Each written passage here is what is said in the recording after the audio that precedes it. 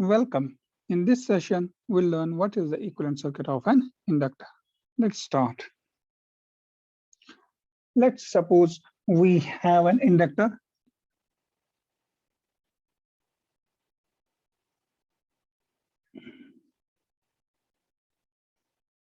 Okay, L, and inductance is L, and suppose the initial current stored in this inductor is I naught. Now what we want to do, we want to connect this inductor to a source.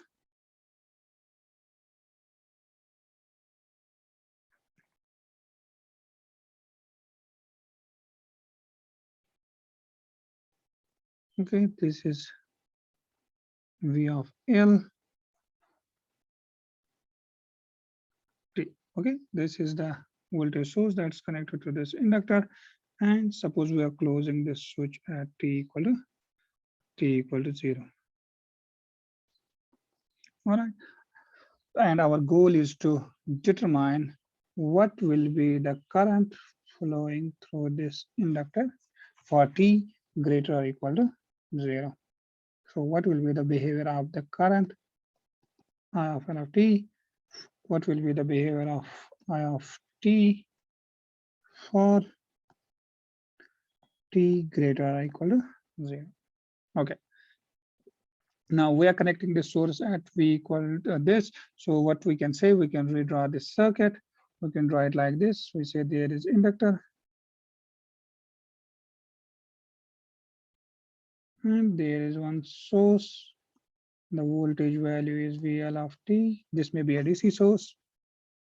Or this may be anything, but initial current is I naught. This inductance is L. And our goal is to determine IL of t. Now we can write IL of t in terms of the voltage. We know the VI relationship of integral minus infinity to t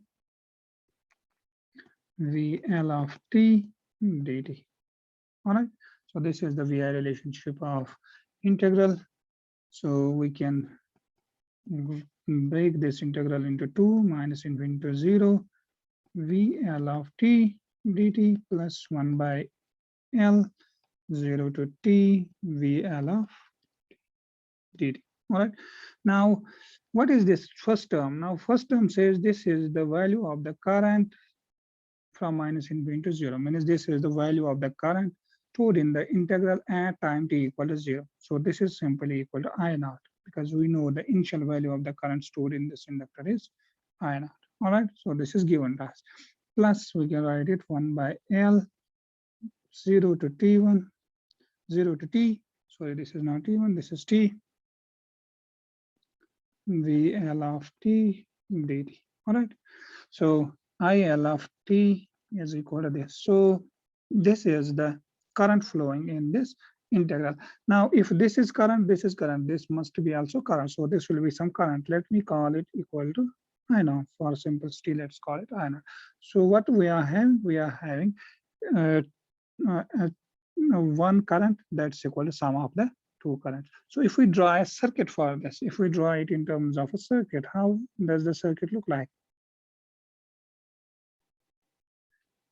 There is one current that is constant, and that's this. So this is the current that flows there, and this is I naught. So this will be the I naught.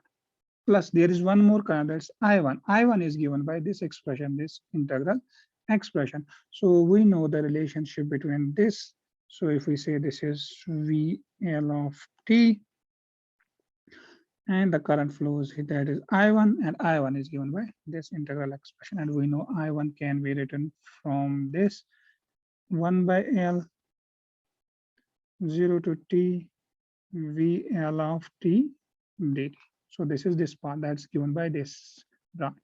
And that should be equal to this current leaving plus this should be the current that's incoming, that's equal to I. So this is the equivalent circuit of the inductor if it has initial current stored in it. In other words, this initial current behaves as a current source. This simply behaves as a current source there. All right. I hope you have got the idea from this. So the inductor So this is the equivalent of the inductor,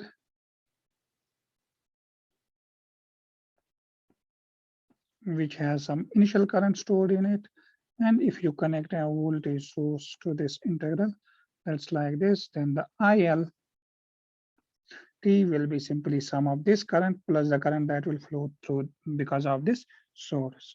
So the IL down, the resultant current will be the sum of the initial current plus the current that will flow there due to this voltage source in this integral. All right. So I hope you have got the idea. Now in the next session, that's very important. We are going to summarize the important points about this integral. All right. Let me end this session here.